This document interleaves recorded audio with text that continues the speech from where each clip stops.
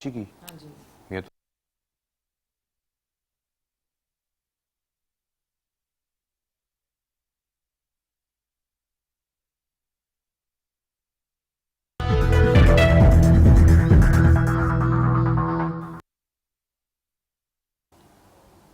अस्सलाम वालेकुम। Table talk के साथ मैं हूं वकास वलाना। इस वक्त पाकिस्तान के अंदर इन्फेक्टेड केसेस 46,915 हो चुके हैं और अमवात 1,000 से ऊपर हो चुकी हैं। 1,003 का इस वक्त फिगर आ रहा है। आज सीएम सिंध ने भी बोला कि जब से लॉकडाउन हुआ है या जब से केसेस आए हैं 26 फरवरी से आज का दिन यानी पिछला 24 घंटे जब से लॉकडाउन खत्म हो गया, तकरीबन एसओपीज की धज्जियां उड़ गई पूरे पाकिस्तान के अंदर। लोग इस तरह झुरमुट की तादाद में बाहर निकले हैं जैसे शायद ये उनकी आखिरी ईद हो और क्यामत आने वाली है ईद के बाद। तो सीएम सिंध साहब कह रहे हैं कि 1017 24 घंटों के दौरान ये केसेस रिपोर्ट हुए हैं सिंध में और ये तादाद तकरीबन सबसे ज्यादा है आज 24 घंटों के दौरान, क्योंकि ताजिर बरादरी नहीं मानी, उसके बाद विफाकी हुकूमत के साथ मसले चलते रहे, ट्रांसपोर्ट एसोसिएशन नहीं मानी, मुतालबात जो भी उनके सामने रखे जाते हैं उसके ऊपर वो मानते नहीं, जिसकी वजह से हुकूमतें शायद मजबूर हुई और उसके बाद सुप्रीम कोर्ट का भी एक वर्डिक्ट और उसके बाद उनकी रिमार्क्स, उससे भी हुकूमतें मफलूज होकर रह गई। एग्जेक्टिव तो कहीं नजर नहीं आई, जिसकी वजह से लॉकडाउन नरम क्या हुआ खत्म और उसके बाद केसेस अब देख लें कहां पर जाने शुरू हो चुके हैं।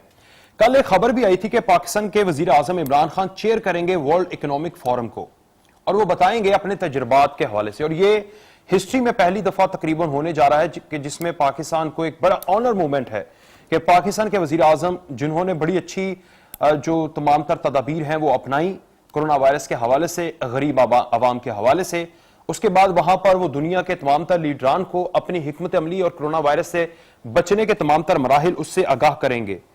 लेकिन शायद world economic forum supreme court के रिमार्क्स, हाई कोर्ट्स के रिमार्क्स वो पढ़ लेता तो शायद फिर इनवाइट करता या ना करता, ये तो उनकी अपनी मर्जी है। दूसरी जानिब चीनी स्कैंडल का जो फोरेंसिक ऑडिट है वो जी मुकम्मल हो चुका है और टैक्सों की मद में अरबों रुपए के फ्रॉड का इंकशाफ हुआ है। अभी वजीर आजम को ये भिजवानी है। एफआईए के मुताबिक, उनके जराये के मुताबिक, कहना है कि स्कैंडल की तहकीकात में पहली बार फोरेंसिक ऑडिट करवाया गया जिसमें बड़े बड़े इंकशाफात सामने आए हैं। शुगर माफिया का तमाम ये जो ताल्लुक है वो तमाम बड़ी सियासी जमातों के साथ है और इन लोगों ने जो कमीशन के मेंबरान थे उनको रिश्वत देने की कोशिश की, उनको धमकियां देने की कोशिश की, लेकिन वो इस चीज में नहीं आए। उन्होंने फोरेंसिक ऑडिट मुकम्मल किया क्योंकि पॉलिटिकल प्रेशर था, अवाम का प्रेशर था, मीडिया का भी प्रेशर वजीर आजम के ऊपर था, जिसकी वजह से उन्होंने ये तमाम तर टीम जो बनाई हुई थी उसके ऊपर प्रेशर डाला।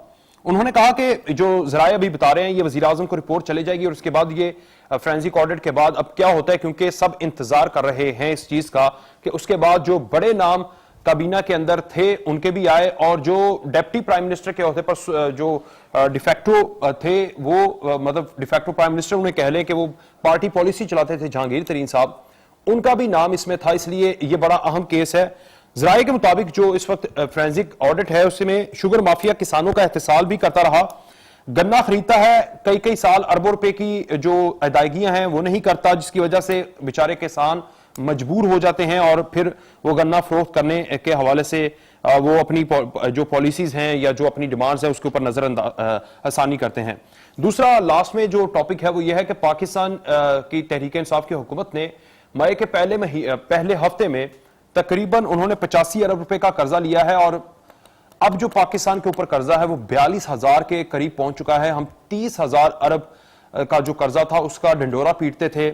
तकरीबन 2 साल में, पौने 2 साल में 12,000 रुपया कर्जा ले चुकी है। सीमा अनवार साहिबा पाकिस्तान तहरीक इंसाफ की रहनुमा, एहसान अफजल साहब मुस्लिम लीग नून के रहनुमा हमारे साथ मौजूद हैं।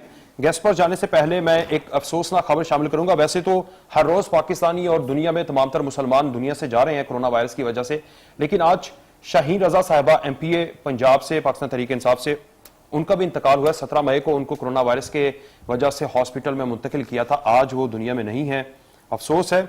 लेकिन ये अवाम के लिए भी एक सबक है कि जो लोग बुजुर्ग हैं या जिनको दीगर बीमारियां हैं वो ज्यादा शिकार बन रहे हैं। सीमा साहिबा, आपसे मैं आगाज करूंगा। सबसे पहले जो बाहर एक मंडी लगी हुई है, हम रोज इस चीज की बात करते हैं, अब तो ऐसा लग रहा है कि बीमारी बताने से ज्यादा हमें यह बताना पड़ेगा कि भाई बीमारी है, मतलब उसकी जो संगीनी है उससे ज्यादा हमें यह बताना पड़ेगा कि बीमारी एग्जिस्ट भी करती है। क्या और ये शाहीन रजा साहिबा भी इंतकाल कर गई। जी, सबसे पहले तो शाहीन रजा साहिबा हमारी बहुत अच्छी एमपी थी और बड़ा एक हमारा अच्छा साथ भी रहा है, बल्कि धरने के दिनों में, क्योंकि वो बहुत यंग नहीं थी, वो थोड़ा एजड थी और मुझे आज भी यही याद आ रहा था कि वो बेचारी चलती थी और थक जाती थी, फिर कहीं बैठ जाती थी।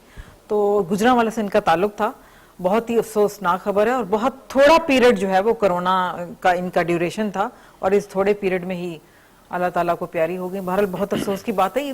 बात ये है वकास के, मुझे समझ ये नहीं आती कि अवाम, आपने बिल्कुल जिस तरह भी रिपोर्ट पेश की है, बड़ी बिल्कुल सही अक्कासी की है कि हमारे वहाँ एक ये जो ईद का कंसेप्ट है, ये आपको पता है कि अमीर हो गरीब हो हर एक ने नया सूट जरूर पहनना है।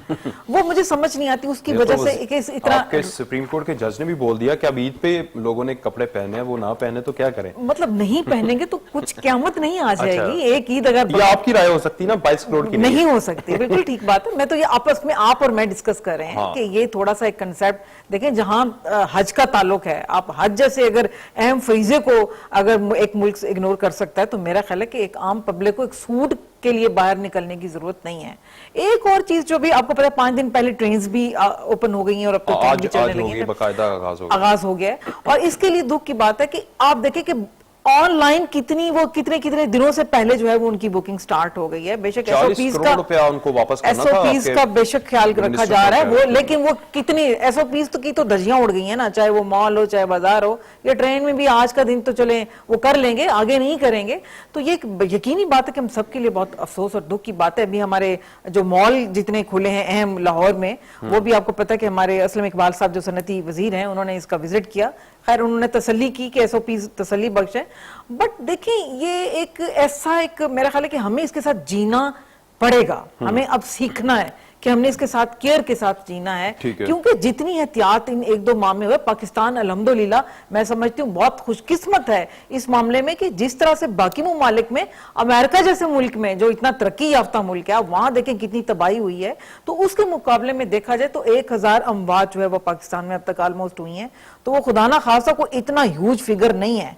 तो वो आप कहें कि अल्लाह की रहमत है, कह लें कि थोड़ी केयर हुई है, या कह लें कि ट्रीटमेंट, जो भी इसको आप कहेंगे, लेकिन उस स्पीड से जो है वो उतना खुदा ना खासा क़यामत नहीं बची। सुप्रीम कोर्ट ने तो मॉल्स और ये तमाम तर मार्केट्स की बात की थी, लेकिन आप लोग तो अब ईद के बाद सुना है कि आप रेस्टोरेंट्स भी खोलने जा रहे हैं। पंजाब हुकूमत रेस्टोरेंट्स अभी भी खुले हुए हैं, अगर देखा जाए होम डिलीवरी सबकी चल रही है। नहीं, जो बैठ के रेस्टोरेंट्स हैं वो उससे तो बड़ा हालात खराब होंगे। वो कोई ज्यादा जरूरी नहीं है, हाँ कि वो भी एक इंडस्ट्री है, लेकिन उसमें देखा जाए तो उसमें एसओपीज तो फिर आप देख लें कहां कहां पे उसका। देखिए वकास, ये जो अभी हमारा एहसास प्रोग्राम था उसके तहत अभी तक 87,50,000 से ज्यादा लोगों को रिलीफ कर चुके हैं हम लोग। ठीक है। जिस जो अमाउंट बनती है वो 106 अरब 50 करोड़ से ज्यादा की रकम बनती है ये।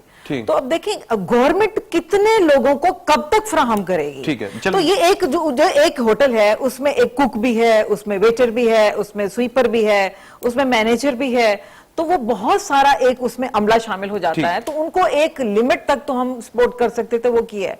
बट अगर एहतियात के साथ लोग मेरे ख्याल जीना सीख लें और इसको मैशत पे भी, क्योंकि बहुत बुरा असर पड़ चुका है, मजीद जो है वो इस मुस्तहमिल नहीं है पाकिस्तान। बाकी मुमालिक भी देखें आप, तमाम रूटीन में तकरीबन आ चुके हैं। तो मेरा ख्याल है कि अगर एहतियात के साथ इन तमाम चीजों को रूटीन में अब लाया जाए तो बेहतर है, बट इस तरह नहीं है कि वो बाजारों में एक दूसरे पर चढ़े। एहसान अफजल साहब बहुत शुक्रिया। एहसान साहब, हमें सीखना है, हमें जीना है। लगता है कि अब ये सवाल करना ही छोड़ दूं मैं कि ये एसओपीज और ये तमाम तर चीजें अब अवाम जाने, हुकूमतें जाने और उनका काम जाने, हम छोड़ देंगे इसके बाद। आज के बाद प्रोग्राम नहीं करना कि कोरोना के ऊपर। ठीक है राना साहब? मेरे ख्याल से जो मेरी बहन बैठी हुई है पीटीआई से, उन्होंने खुद ही कहा कि एसओपी की धज्जियां उड़ रही हैं, रेस्टोरेंट पहले से खुले हुए हैं। असल में मसला यही है कि जिस मुल्क का प्राइम मिनिस्टर ही नहीं सीरियस कोरोना के ऊपर, उसने उसकी स्ट्रेटजी ही नहीं सीरियस। ना करें राना साहब, ना करें। अभी इंट्रो में मैंने आपको बताया कि वर्ल्ड इकोनॉमिक फोरम ने उनको बुलाया है स्ट्रेटजी बताने के लिए। आप पीटीआई के खिलाफ इतनी दुश्मनी भरे हुए हैं कि आपको उनकी स्ट्रेटजी नहीं नजर आई यार राना साहब। मैं उनकी आपको स्ट्रेटजी बता देता हूं ना। अच्छा। कि दुनिया में लॉकडाउन ईज तब हुआ जब कोरोना वायरस की जो स्प्रेड था वो पीक आउट कर गया, और अच्छा। हर रोज जो कोरोना के जो वायरस के जो मरीज थे, जो डिटेक्शन थी वो कम होती जा रही थी। यानी कि स्टैग्नेंट हो गया या डिक्रीजिंग रेट था, तो तब लोगों ने लॉकडाउन को ईज आउट किया। और सही। हमारे जो माहिर कोरोना वायरस इमरान खान साहब हैं, उन्होंने ईज आउट तब किया कि जब हम 500 से 1000 पे गए, 1000 से 1500 पे गए, तो उन्होंने कहा सब खोल दो, सब कुछ ठीक है। और ये स्ट्रेटेजी मैं आपको इनकी बता दूं कि मेरा जो खदशा है मैं आपसे शेयर कर लेता हूं। देखिए, या तो आप अवाम को बताएं बड़ा क्लियर कट कि हम हर्ड इम्यूनिटी पे जा रहे हैं और आप अपने ओन के ऊपर हैं, हमारी कोई स्ट्रेटेजी नहीं है इसकी कंट्रोल करने की, क्योंकि अभी की जो टेस्टिंग हो रही है ना, मैं आपको सिर्फ एक पॉइंट ऑफ व्यू बताना चाहता हूं कि अमेरिका में 3 लाख टेस्ट हो रहा है डेली का जी, और वहां भी कह रहे हैं कि टेस्टिंग का।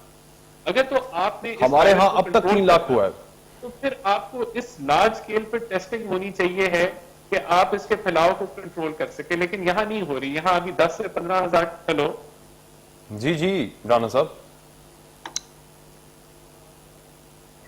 जी राणा साहब, आपको आवाज, इनकी आवाज, जी राणा साहब बोले, मुझे आवाज आ रही है आपकी, आप बोले मुझे आवाज आ रही है आपकी। राणा साहब का लिंक ठीक करें, मैं उनकी मेरी आवाज आ रही है? जी जी आप बोले राणा साहब, बात करें आप। तो मैंने कहा लॉकडाउन का तो मकसद ही सिर्फ तब था कि अगर आप इतनी टेस्टिंग कर रहे हो कि आपको पता हो कि ये वायरस कहां कहां स्प्रेड हो रहा है और उधर आप उसको कंट्रोल कर सकें, तो वो तो ये कर नहीं पाए। हर लिहाज से इनकी जो स्ट्रेटेजी थी लॉकडाउन की और उसके कंट्रोल की और अवाम को रिलीफ पहुंचाने की, वो फेल हो गई। तो अब इनकी सजा क्या है? सजा बता दें आप।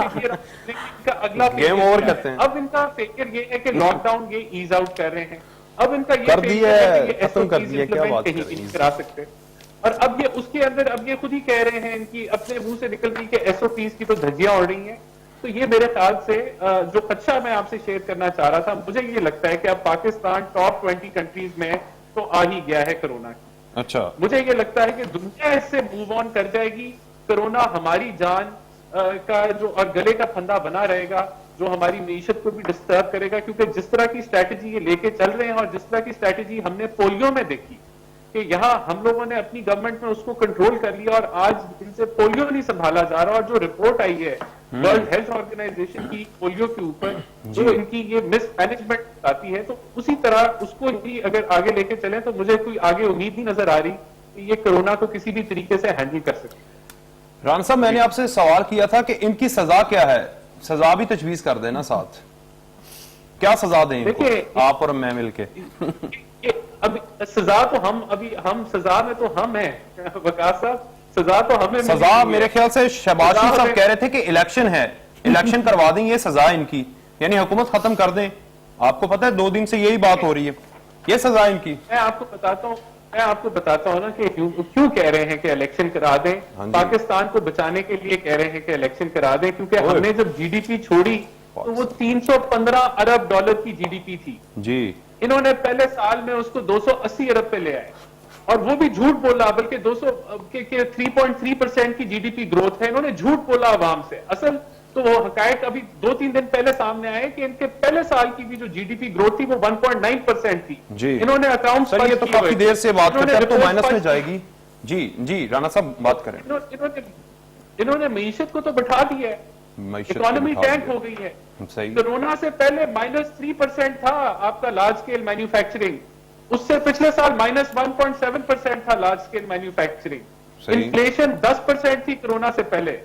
आपकी पूरी, यानी कि अभी मैं आपको बताऊं, जो पाकिस्तान के रिजर्व्स पड़े हुए हैं, जो 10 अरब डॉलर स्टेट बैंक के साथ है, उसमें से 3 अरब डॉलर सऊदी अरेबिया ने पैसे रखे हुए हैं उधर, 2 अरब डॉलर यूएई के हैं, 1.5 अरब डॉलर चाइना का है। ये वो पैसे हैं जो उन्होंने कहा यार तुमने इस्तेमाल नहीं करने, तुम अब सिर्फ रख लो अपनी जेब के अंदर, के लगे ना के खाली है। तो ये तो मईशत के हाल है। एक्सपोर्ट डिक्लाइन, फिस्कल टैक्स की कोई कलेक्शन में इजाफा नहीं हुआ। आप ये सोचें कि ये तीसरा साल है हमारा, आखिरी साल, और ये 2 साल जो गुजरे हैं पाकिस्तान। मैं आपकी तरफ आता हूं, ये जो बजट, आगे बजट भी आना है, इसके ऊपर मैं आपकी तरफ आता हूं। आपने ये जो जुमला बोला कि पाकिस्तान को बचाने के लिए इलेक्शन, उसमें आज शेख रशीद साहब कह रहे थे कि ये शहबाज शरीफ साहब का तो जो केस है बड़ा सीरियस केस है, 31 जुलाई तक ये झाड़ू फिर जाएगा। 15 दिन मुझे दे दें, ऊपर नीचे हो सकता है, वो ज्योतिषी नहीं है, लेकिन झाड़ू फिरने वाला है। मैं आपका जवाब लूंगा, क्योंकि आप लोग तो फारिग होने वाले हैं भाई, आप इलेक्शन की बात कर रहे हैं। लेकिन जरा सीमा साहिबा से बात कर लेते हैं कि इन्होंने शायद पाकिस्तान को अल्लाह माफ करे तबाह कर दिया जो बचाने के लिए इलेक्शन हो रहे हैं। बताइएगा सीमा साहब। अच्छा, बात यह है कि आप हंस रही हैं, इतना सीरियस सवाल है। बहुत सीरियस सवाल है, नो डाउट।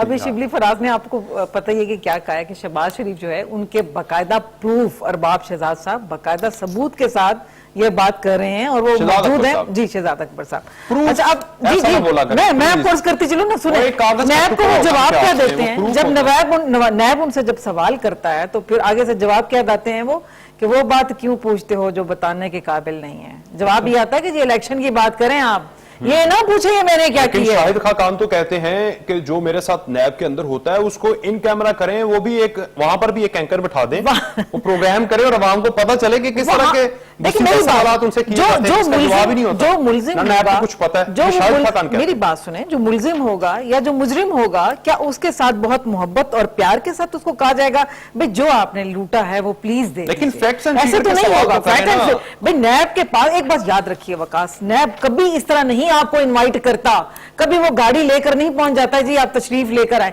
हमेशा उनके पास पहले सबूत होते हैं, उसके बाद जो है वो बात की जाती है। नैब ऐसे नहीं होता कि एक टीचर को हथकड़ियां लगाता है वो मर जाता है, लेकिन ना तो शहबाज शरीफ, ना हमजा शहबाज और ना शाहिद खान इनको हथकड़ी नहीं लगाता। और कितनी इज्जत देनी है नैब ने। तो यही तो हम चाहते हैं कि नैब में रिफॉर्म है। जब रिफॉर्म की बात आती है फिर चीखो पुकार शुरू हो जाती है। ये तो हम भी कहते हैं कि नैब उस तरह से काम नहीं कर रहा जिस तरह से उसको मेरा ख्याल है कि हमारे नजदीक करना चाहिए। नैब की अभी तक वो रिस्पॉन्सिबिलिटी जो उसके सर पर है वो सही तरीके से अंजाम नहीं दे पा रहा, ये तो हम ये कहते हैं।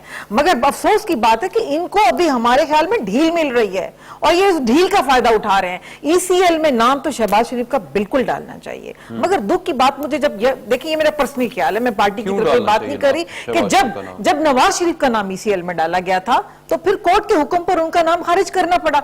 हाँ, हमारी ख्वाहिश जरूर है कि हम उनका नाम ईसीएल में डालें, बट अगर कोई कोर्ट की तरफ से इस तरह के अहकाम आ जाते हैं तो फिर हम बेबस हो जाते हैं। क्या किया उन्होंने, क्यों ख्वाहिश? उनके ऊपर कम एलिगेशन है। ये जो आप चीनी की रिपोर्ट बार बार कह रहे हैं, ये इससे पहले इंशाल्लाह मंजर-ए-आम पर आ जाएगी। नाम भी डाल दें, मेरी बात सुनो, जहांगीर खान आप तरीन का नाम आप इसलिए नहीं ले सकते कि हमारे से ऑलरेडी देखिए ये तो बहुत बड़ी आपके सामने मिसाल है पूरी कौम के आगे कि जहांगीर तरीन अलीम खान कि उनके ऊपर जरा सा जब एलिगेशन आए तो फारिग हो गए। अभी मैं आपको बताऊं कि आपको भी पता है कि चीनी की किस किस की फैक्ट्री, क्या क्या शुगर मिलें किस किस की थी।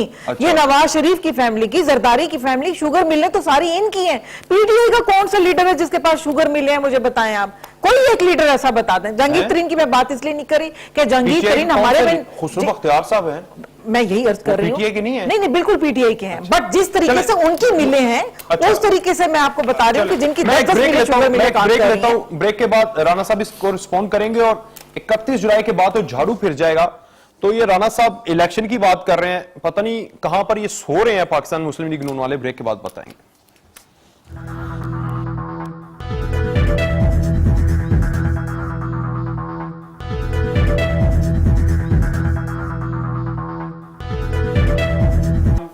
सामने आ गया है सबके, और ये कभी भी शहबाज शरीफ साहब जो है ना केस करेंगे डेली मेल के ऊपर, ना ये जो है पाकिस्तान आएंगे। हमने केस भी कर दिया डेली मेल के ऊपर, बल्कि अभी उस केस में शहजाद अकबर साहब जो हैं वो मतलूब हैं, लेकिन वो अभी वहां पेश नहीं हो रहे उस केस में। इसी तरह ये इन्होंने प्रेस कॉन्फ्रेंस की, कागज लहराए, ये आए, हम इनको सारे जवाब देंगे सही फॉरम पे, लेकिन इनका काम एहतसाब करना नहीं है, इनका काम है प्रोपोगेंडा करना, झूठ बोलना, सही पॉलिटिकल विक्टिमाइजेशन करना। और उसकी एक बड़ी मेन वजह है, उसकी वजह यही है कि इनकी कारकर्दगी, इनके पास कुछ नहीं है। आपको इनके जो वजीर हैं वो लोकस्ट के ऊपर बात करते हुए नजर नहीं आएंगे, टिड्डी दिल के ऊपर करते हुए, जो पाकिस्तान की मईशत को, जिसका सबसे बड़ा खतरा है। 750 से 800 अरब रुपए का नुकसान हो सकता है आपकी रबी और खरीफ क्रॉप को, वहां ये परफॉर्म करते हुए नजर नहीं आएंगे, इसलिए उस पर बात नहीं करेंगे। इन्फ्लेशन के ऊपर ये आपको बात करते हुए नजर नहीं आएंगे, जीडीपी के ऊपर बात करते हुए नजर नहीं आएंगे, ग्रोथ के ऊपर, नौकरियों के ऊपर बात करते नजर नहीं आएंगे, लेकिन यहां करेंगे। अब इस पे भी आ जाएं। इनके एहतसाब के अंदर 16 महीने साद रफी जेल में रहा और फिर उसको कोर्ट ने बेल दे दी। अभी 11 महीने से हमजा शहबाज शरीफ साहब जेल के अंदर हैं, अभी तक नैब रेफरेंस नहीं दायर कर सके। यहां तक कि इनको हमारे पास कुछ नहीं मिलता तो ये हमारे पॉलिटिकल लीडर्स के ऊपर मंशियात का केस भी डाल देते हैं, वहां से भी ये झूठे साबित हुए। कहां कहां ये झूठे साबित हुआ और आज तक इनकी अकाउंटेबिलिटी से एक फूटी कौड़ी ये नहीं निकाल सके। 200 अरब कहते थे हम आएंगे वहां से लाके मारेंगे और ये करेंगे, वो भी झूठ साबित हुआ। 12 अरब की हर रोज पाकिस्तान में करप्शन होती है, वो भी झूठ साबित हुई। कहीं इनकी सच का, अब ये शुगर चीनी के ऊपर भी आ जाए। ये जो अभी फोरेंसिक रिपोर्ट हुई है इसके ऊपर तो इमरान खान साहब के साथ तो तहकीक ही नहीं हुई, जो मरकजी मुजरिम है जिन्होंने काबीना में एक्सपोर्ट की इजाजत दी। और ये हमेशा कंफ्यूजन का फैलाते हैं। देखें जो झूठ बोलते हैं वो हमेशा उनका आप ये देखेंगे कि कंफ्यूजन फैलाएंगे। इसमें क्या बड़ा सिंपल सा केस है, चीनी महंगी होगी, क्यों हुई महंगी? आपके पास इतनी थी नहीं, आपने एक्सपोर्ट की इजाजत दे दी। अच्छा, आपने एक्सपोर्ट की, यहां प्राइसेस बढ़ती रही, आप और एक्सपोर्ट करते रहे। और एक्सपोर्ट भी ऐसी है कि कागजों में कुछ एक्सपोर्ट की, असल में उतनी एक्सपोर्ट भी नहीं की। तो ये पूरा जो घपला हुआ, जो प्राइसेस इंक्रीज हुई, वो इनके दौर में हुई। अब इनको याद आ रहा है। हेलो जी जी, करें बात, आप करें, सुन रहा हूं मैं आपकी बात सुन रहा हूं। खान साहब आप बोल लेना, आपकी आवाज आ रही है, इनको प्रॉब्लम हो रही है जी। चले मैं आपकी तरफ आता हूं, ये जवाब ले लें सीमा साहिबा से ना, सीमा साहिबा से जवाब ले लें। मैं आपकी तरफ आता हूं, ये आपका थोड़ा मसला है। सीमा साहिबा, एक तो देख लें, एक चार्जशीट है आपके पास कि आप लोग एक तो इल्जाम तराशियों में सबसे आगे हैं, माशाल्लाह, अवार्ड मिलना चाहिए पाकिस्तान तहरीक इंसाफ को। दूसरा, ये FIA की टीम कह रही है फोरेंसिक ऑडिट मुकम्मल हो चुका है कि अरबों रुपए का घपला, इसमें तो सब्सिडी मिलनी नहीं चाहिए थी। पंजाब हुकूमत ने सब्सिडी दी और वजीर आला पंजाब इस रिपोर्ट के जो DG हैं उनके सामने जाके पेश होकर कहते हैं कि ये तो मुझे तो विफाकी हुकूमत ने कहा था। अच्छा, तो इट मींस के वजीर आजम का कसूर है सारे मामले के अंदर। सबसे पहले तो मैं ये बात करूंगी कि क्या इस तरह की कोई रिपोर्ट क्या पहली कभी किसी हुकूमत ने शाया की, या किसी में इतनी जुर्रत पैदा हुई कि वो अपने ही लोग अगर उसमें इन्वॉल्व हैं तो उनके फेसेस भी सामने लेकर आए? तो सबसे पहले तो आप इस चीज को अप्रिशिएट करें कि इस तरह की एक रिपोर्ट तैयार हो रही है जिसमें जो भी है, देखें ये खान साहब ने हमेशा कहा है कि अगर उसमें हमारी अपनी पार्टी का कोई कारिंदा कोई शामिल है तो सजा का वो भी मुस्तहिक कोई होगा। शामिल नहीं है, नहीं, जो भी है definitely। नहीं, जो देखें, पहले भी मैंने बात की कि चीनी की मिल्स किनकी थी, ये सारी दुनिया को पता है, मुझे कोई एक्सप्लेन करने की जरूरत नहीं है इस चीज की, जिसमें माफिया आपका जो मौजूद शामिल है। देखो, जो मैंने कहा जो भी शामिल है, मैं किसी का नाम नहीं लेना चाह रही, जो भी शामिल है। अच्छा, आप बात करें कि जी पाकिस्तानी मईशत जो है वो इस वक्त बैठ गई है, मुझे ये बता दें किस मुल्क की मईशत नहीं बैठी। ये तो दौर ऐसा चल रहा है कि पिछले कई अरसे से आप अमेरिका, जो भी मुल्क है, अच्छा अब अगर माइनस करते हैं दिसंबर पे आ जाए, मैं अब दिसंबर पे आ जाती हूँ, मैं दिसंबर के आगे बात कर लेती हूँ आपसे। वो ये है कि 2018 में जो PIA हमारी है, आपको पता है कि किस तरह डूबी पड़ी थी, 18 अरब खसारे में चल रही थी हमारी PIA, जो हमारे पिछले दौर की पैदावार है। खान अब्बासी साहब का वो जो ब्लू एयरलाइन थी, वो भी इसमें उनके तहकीकात भी आपके सामने आएंगी, वो भी आप याद रखिएगा। 2018 का मैं आपको बता रही हूँ कि 18 अरब रुपया खसारा है। 2019 में PIA को उठा के आप देख लें, 8 अरब सपूत बन गई आपकी PIA। आपको 8 अरब का मुनाफा दिया है 2019 में PIA ने। तो ये कैसे बूस्ट हुई है? ये जो आपका माफिया बैठा हुआ था, जब हम इनको निकालेंगे, जब आपका एक इदारे को आप खुला छोड़ देंगे, वो अपने स्टैंड खुद करेगा, अपनी वो स्ट्रैटेजी बनाएगा, खुद बनाएगा, तो वो यकीनन पहले से बेहतर जाएगा। इसी तरह मैं समझती हूँ कि हर इदारे की मैं बात अगर खोलना शुरू कर दूं तो प्रोग्राम ही आपका यही खत्म हो जाएगा कि हर इदारा जो है वो पहले से बेहतर की तरफ है, हर इदारा। कहीं की इस तरह की जो आप बात करें कि जहां के वो मनशियात में पकड़ा गया, वो छूट गया, फलाना छूट गया, देखिए वो वहां पे बात आ जाती है कोर्ट्स की या फिर इदारों की। मनशियात का भी आपको पता इदारा है, हर इदारा, नैब है, FIA, जो भी है, हमारा काम ये था, विकास हमारा काम ये था। आप कह रही हैं कि हर इदारा बेहतरीन काम कर रहा है, फिर चोरों को वो पकड़ता है, फिर उन्हीं इदारों के जरिए चोर छूट जाते हैं। मैं इसी तरफ आ रही थी कि हमने एक इदारे को फ्री हैंड दिया। आपकी इसकी तहकीकात भी करें, अगर कोई एलिगेशन है तो उसको सबूत उसके फराहम करें, कोर्ट में जाएं, जो भी है वो इदारे का काम है। हमारा काम है इदारे को छूट दे देना, उस पे इन्फ्लुएंस अपना हटा देना गवर्नमेंट का, और वो अल्हम्दुलिल्लाह आज तक की किसी हुकूमत ने ये काम नहीं किया। अब वो इदारा छोड़ता है, इदारा एक डिसीजन करता है, तो उसमें आप ये कहां से कह देते हैं कि जी प्राइम मिनिस्टर ने इसको पकड़ा या पीटीआई ने इसको पकड़ा और पीटीआई ने फिर इसको छोड़ दिया। हमारा उसमें कोई काम नहीं है। अच्छा। हमारा काम सिर्फ ये है कि इदारे को फ्री हैंड दें कि खुल के तहकीकात करो, अगर कोई एलिगेशन है तो उसको सामने लेकर आओ, और अगर है तो उसको फिर कोर्ट में ले के जाओ, और फिर कोर्ट है तो कोर्ट के अपने डिसीजन है, उसमें पीटीआई का ना कोई ताल्लुक है ना कोई इन्फ्लुएंस है। ये थोड़ा सा मेहरबानी फरमाइए कि इस चीज को हटा दें। आपने जिस तरह बात की, इदारों को आपने फ्री हैंड दिया कि वो तमाम तर मामलात को टेकअप करें, लेकिन आपके मिनिस्टर साहब जो हैं, मतलब मैं फिर अफरीदी साहब की बात करूंगा, एक पर्टिकुलर केस राणा जो साहब हैं उनका अगर ले लिया जाए, जो मुनशियात का केस था, इदारा काम कर रहा है लेकिन मिनिस्टर साहब जो हैं वो कस्में खा रहे थे।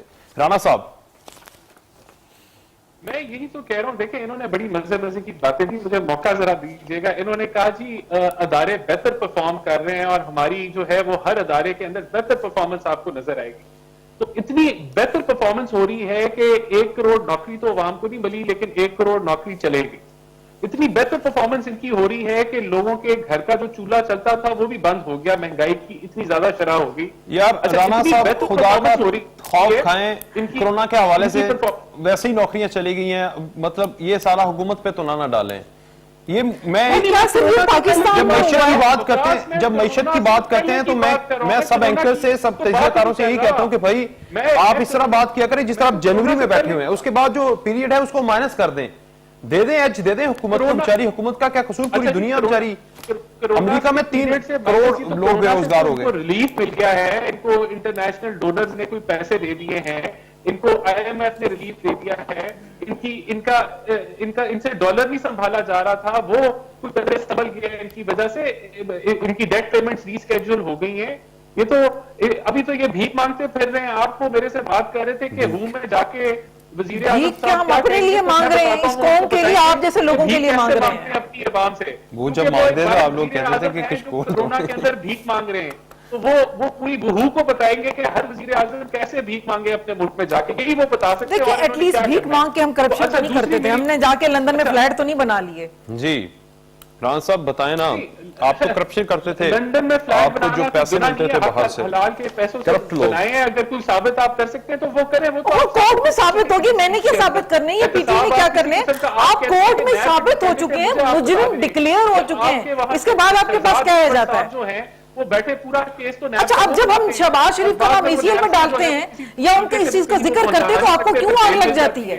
फिर आपके जो शेख राणा साहब वो बताते हैं कि राणा साहब हफ्ते किसने गिरफ्तार होना है या कहां। राणा साहब रुकिएगा, तो ये नैब घटजोड़ को आप छुपा नहीं सकते। इस मामले को मैं कोशिश करता हूं कि सॉल्व हो। घटजोड़ का तो बच्चे को पता है कि किस तरह विक्टिमाइजेशन की जा रही है। राणा साहब, जब ये शहबाज शरीफ साहब का नाम ECL की बात होती है, राणा साहब जब शहबाज शरीफ के नाम ECL में डालने की बात होती है तो अच्छी चीज है ना। आपने अब तो कोरोना वायरस से बाहर तो जाना कोई नहीं, वैसे ही टूरिज्म तो खत्म हो चुकी, तो ठीक है आप स्काइप है, वीडियो लिंक के जरिए भाई से बात कर लेंगे, पाकिस्तान में है, मुहब्बे वतन है, यहाँ पर रहें, उनको क्या लगे, प्रॉब्लम ही कोई नहीं है। ECL में डालें, जेल में ना डालें, बस काम करने दें। नहीं देखिए ECL ये कहता है कि शहबाज शरीफ कभी वापस पाकिस्तान नहीं आएगा। वो आया और उसने तब आया जब कोरोना पीक पे था, और तब आके उसने हमने अपनी पूरी पॉलिसी का लाएअमल किया, और आज भी हम वो वाहिद पार्टी हैं जो हुकूमत में नहीं है, इसके बावजूद हम जगह जगह जाके PPE किट्स दे रहे हैं, हम मास्क दे रहे हैं, हम राशन तकसीम कर रहे हैं, और हमारा एक पार्टी लेवल पे ये काम हो रहा है। इन्होंने कहा शहबाज शरीफ वापस नहीं आएंगे, वो वापस आए पाकिस्तान। तो खतरा ECL में डालने का तो उनके लिए होता है कि जिनका ये हो इतना सेंटिमेंटल क्यों हो रहे हैं आपकी वो औरंगजेब इतने बयान दे रही हैं। बार हमने साबित किया कि हम केसेस को फेस करेंगे, और हमने फेसेस, हमारी पूरी लीडरशिप ने केसेस को फेस किया। आप हकान अब्बासी साहब को ले लें, असद इकबाल साहब को ले लें, मिफ्ता इस्माइल साहब को ले लें, साद रफीक साहब को ले लें, हमजा शहबाज को ले लें, मरियम नवाज को ले लें, सबने केसेस फेस किए और इनसे कुछ प्रूव नहीं हुआ, बल्कि सारों केसेस में कोर्ट से बेल ली और हम बाहर आए। मसला वही है कि इनके जो खाली जो खाली हांडी होती है उसका शोर ज्यादा होता है, जब उस पर आप चमचा मारे तो ये शोर ही कर सकते हैं ये सिर्फ एक बावेला और प्रोपोगेंडा कर सकते हैं, क्योंकि इनके पास अवाम के को बताने के लिए कुछ नहीं है, अवाम के रिलीफ के लिए कुछ नहीं है। तो ये इस चक्कर में पड़े हुए हैं कि जो इनकी हकायक और आईना दिखाए हैं उनको हम चुप करा दें। अच्छा, चलो वकास एक छोटी सी अब रिप्लाई कर ले, बाद में मैंने आगे जी कर्जों सिर्फ की बात मुझे राणा करनी। साहब ये बता दें, आपने इतनी सारी बातें कर छोड़ी हैं, क्या किसी केस में वो फ्री भी हो गए क्या कोर्ट की तरफ से? सारे केसेस चल रहे हैं, कहीं भी ये नहीं हुआ कि उनको डिक्लेयर कर दिया गया हो जी ये तो बिल्कुल पाक साफ हैं, इनका कोई कसूर नहीं है, लिहाजा इनको फ्री हैंड दे दीजिए। कोई ये केस बता दें, सब चल रहे हैं। शॉर्टली कमेंट कीजिएगा, उसके बाद मुझे ये कर्जों के ऊपर बात करनी है। राणा साहब देखिए, हम लीगल प्रोसीजर तो फॉलो कर रहे हैं, लेकिन जो आप पहले ही अरेस्ट कर लेते हैं, जो नैब ने अभी मुझे आप बताएं 11 महीने से हमजा शहबाज साहब जेल में, क्यों नहीं केस बनाया उन पे? आप क्यों नहीं बना सके? आप केस क्यों नहीं? फिर वही बात कि हमने बनाना है। ये बात तो बड़ी, मैं आपको बता रहा हूं ना जी, आप मुझे बताएं क्यों नहीं केस बन सका उन पे? 11 महीने किस केस पे इन्वेस्टिगेशन चाहिए? ये रिपोर्ट आ रही है, थोड़ा सा वेट कर लें। एक इंसान की जिंदगी लास्ट में मेरे पास 5 मिनट है। आप अवाम में तस्जील कर रहे हैं, करप्शन के इल्जामात लगा के बनाए केस, अगर ठीक प्रूव है। कर सकते हैं तो करें अंदर। राणा साहब आप 5 पहले मिनट है, इस्लामिक मुझे कानून को मुझे इस्तेमाल मुझे करके आपकी आप फायदे की बात को करनी है। राणा साहब जरा रुकिएगा, ये आपकी फायदे की बात है, क्योंकि हुकूमत बेचारी फंस रही है, आपके ऊपर बड़े इल्जामात है। नून लीग के दौरे हुकूमत में, जब आपका दौरे हुकूमत था तो कर्जों का बोझ जो था वो 15,561 अरब रुपए था। पीपल्स पार्टी के 5 साल दौर में कर्जों में 8,200 अरब रुपए का इजाफा हुआ। ये 5 सालों का जो अदवार है उसमें, लेकिन माशाल्लाह तहरीक इंसाफ के पौने 2 सालों में कर्जों में 12,941 अरब रुपए का इजाफा हुआ है और 42,820 अरब रुपए तक कर्जे पहुंच चुके हैं। और मई के स्टार्ट में 85 अरब रुपए का हमारी हुकूमत ने कर्जा लिया है। सीमा साहिबा आप जवाब दें, फिर राणा साहब इसके ऊपर जी, बात इसमें सबसे पहले तो आप ये ज़हन में रखिए कि जो हमने पहले कर्जे की किस्त IMF की ली थी, वो तो आपको पता है कि किस्त अदा करनी थी IMF की, दैट्स वाई हमने ली थी। ठीक वो है। हमने कोई अपने लिए नहीं ली थी। पहला कर्जा तो इनके खाते में चला गया। अच्छा, दूसरी तरफ आइए, जो हमने फैसलाबाद में आपको पता है कि सनती जोन कायम किया है, अल्लामा इकबाल कायद-ए-आज़म सनती जोन, उस पे वो हमने शुरू किया था। अब बात तो फिर वही आ जाती है, फिर कर्जा भी तो आपके सर जाता है, फिर तो हमारा कर्जा ही नहीं था वो, फिर तो आपका कर्जा है हमने जो अदा किया है। वो काम हमने अच्छा, और इन ट्रेन की मद में भी अभी तक जो आपको पता है कि डेली के बेसिस पर कितना जा रहा है। NLG के केस में एयरपोर्ट में $4,000 पर डे आपका देना जा रहा है हमारा जो आपका जी। तो वो मुझे बताएं कि अभी ये कर्जे की बात जब आप करते हैं, दूसरा ऊपर से अल्लाह की तरफ से जो कोरोना का अजाब आ गया, चलती हुई सनत का पहिया जो है वो रुक गया। अब ये सारे कर्जे मैं आपको अर्ज कर रही हूं, पहले आप लोगों ने मैंने आपको बताया कि इनके सारे मंसूबे जो हमारे गले पड़े में, NLG को देख लें और इन ट्रेन को देख लें, आपका ये जो अभी आप कह रहे हैं कि ये तो हमने शुरू किया था, जो फैसलाबाद में जोन किया है हमने, उसका इतना हमने कर्जा दिया है। गवादर पे जो इतने हमारे प्रोजेक्ट्स चल रहे थे, उनको जारी बात है कि एक्सटेंड करना था। इन सारों के लिए हमारे पास कोई इस तरह की रकम नहीं थी कि ये कोरोना की वजह से हम रिलीफ भी कहें, सब्सिडी भी दें, बिल में भी दें, बिजली के फलां चीज पे भी दी जाए, पब्लिक का डिमांड थी, हमें यूटिलिटी स्टोर पे देना पड़ा। तो इन सारी चीजों को कवर करने के लिए ये यकीन कीजिए कि मैं आपको वकास आज भी इस कौम को ये जरूर कहूंगी कि जो भी कर्जा या जो भी पैसा है तो मसला, वो मुल्क से बाहर नहीं जाएगा, मसला वो इसी पर खर्च होगा, आपके सामने ऑडिट होगा, हम आपको जाने से पहले रिपोर्ट पेश करेंगे, पूरी दुनिया ना तो देखेगी कोई मुशीर खजाना साहब बैठे, ना टेक्निकली हम बातें नहीं करेंगे, बस मसला ये प्रिंसिपली हम बात करेंगे। प्रिंसिपल ये था कि जब वजीर आजम इमरान खान ऑपोजिशन में थे, वो 1 रुपया पेट्रोल बढ़े तो इतने आपके ऊपर अरबों रुपए बढ़ जाता है। उसके बाद ये जो कर्जा है एक शख्स के ऊपर, वो बच्चा जब पैदा होता था उसके ऊपर कितने लाख रुपए कर्जा है, तकरीबन ये गिनवाते थे ना। आज वो चीजें कहां गई? आज भी मौजूद है। हम तो दुख कर रहे हैं ना कि हम तो दुख में ये हैं कि हमें पहले से भी ज्यादा डूबना पड़ रहा है, बट उसके आप देखें कि उसके लिए क्या इंतजामात इन्होंने किए। राणा साहब जवाब दें। राणा साहब जी, राणा साहब देखिए, मैं आपको थोड़े से हकायक बयान करूंगा। जब हमने ये मीशत छोड़ी तो ये 315 अरब डॉलर की मीशत थी, GDP ग्रुप हमारी, और उसकी जो GDP ग्रोथ थी वो 5.8% पे थी। जो FDRA है, जो फेडरल रिस्पॉन्सिबिलिटी और डेट लिमिटेशन एक्ट है, वो कहता है कि आप 60% ऑफ GDP से, ये भी सब आपके अपने सर्वे के मुताबिक। जब हमें हुकूमत मिली हाँ जी, ऐसा ही है, 63% पे था। प्लीज जरा सुन लें, जरा मुझे मौका दें। जब हमें हुकूमत मिली तो ये 63% पे था। हमने 5 साल बाद जब हुकूमत छोड़ी तो ये 66% ऑफ GDP पे हम कर्जे को छोड़ के गए। आज ये 100% पे पहुंच गया है। हुआ क्या? इन्होंने मीशत की 2 सालों में तबाही कर दी। अब आप सुनते रहें कि तबाही कैसे। कर दी। जो पाकिस्तान में टैक्स कलेक्शन थी आज भी वही खड़ी है, जो पीछे चले गई आपके है, अखराजात पीछे चले गई थे, है। वो 200 अरब से बढ़ गए। 2000 अरब से फिस्कल डेफिसिट 4000 अरब पे ले गए। बहुत इससे बड़ा धमाका ये क्या कर सकते हैं मीशत में। जो काइबर 9% पे थे उसको 13.5-14% पे ले गए, ये एक और धमाका था। IMF से जो इन्होंने डील की वो पाकिस्तान की तारीख की बदतरीन डील थी और वो बुनियाद बनी पाकिस्तान की इकोनॉमी की कोलैप्स की पिछले 2 सालों में। उसमें इन्होंने कहा कि हम पैसा नहीं प्रिंट करेंगे, इसलिए उसमें वर्ल्ड इन्होंने कहा इकोनॉमिक कि ने हम आज स्टेट बैंक के- चेयरमैनशिप हम दे स्टेट दी बैंक है से खान जो- साहब को। ये सुन लेना जरा, आपको आपकी क्लैरिटी आ जाएगी। उसमें आपने कहा कि चेयरमैनशिप। आप स्टेट बैंक से बोरोइंग नहीं करेंगे, आप कमर्शियल बैंक से बोरोइंग करेंगे। आपने अपने हाथ कटवा लिए। कंक्लूड करें राना साहब से 30 सेकंड है, 30 सेकंड है। ये आपका फेवरेट टॉपिक है, लेकिन लेकिन वर्ल्ड इकोनॉमिक फोरम में आज खान साहब की उधर 30 सेकंड। आज पाकिस्तान की मीशत 260 अरब डॉलर पे आ गई है, यानी कि 40 और 15 55 से 60 अरब डॉलर मीशत माइनस हो गई है। ये कभी नहीं हुआ। इन्होंने मीशत पाकिस्तान का पट्टा बैठा दिया है। कोई जी, सेक्टर नहीं है जो बिल्कुल। बेहतर काम कर रहा है। अच्छा, आज ये दोबारा अब कोरोना के बाद इन्होंने सारी वही पॉलिसीज करनी जो हमारी थी। आज इंटरेस्ट रेट भी कम हो गया, इंटरेस्ट रेट इन्होंने कम कर दिया, वही सारी पॉलिसीज तो खुश अपनाना होना शुरू कर चाहिए दी। तो आपको। ये एक इकोनॉमिक कोलैप्स की तरफ पाकिस्तान। मैं आपको एक पॉइंट बताता हूं विकास, आप ये देखें कि हमारी हुकूमत जब आई तो 540 अरब जो था वो डिफेंस का बजट था। हमने उस बजट को डबल कर दिया 5 हाँ सालों जी, में, 1000 पे 1100 अरब चले गए, 1100 पे। जिसकी वजह से मुमकिन हुआ, जी। जिसकी वजह से मुमकिन हुई कि हमने पाकिस्तान से दहशतगर्दी का खात्मा किया, हमने अपने बॉर्डर सिक्योर किए। आज पाकिस्तान की डिफेंस वहीं की वहीं खड़ी है जहां हम छोड़ के गए थे।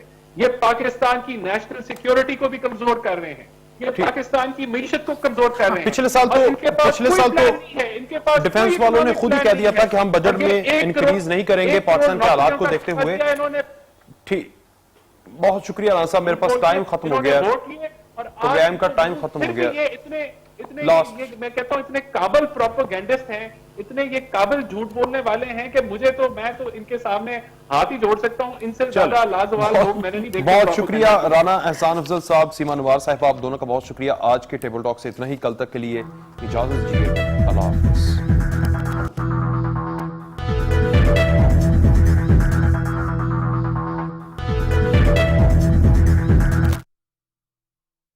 बैक, हमारे साथ राना एहसान अफजल साहब मौजूद हैं। क्या कहना क्या है, कहां क्या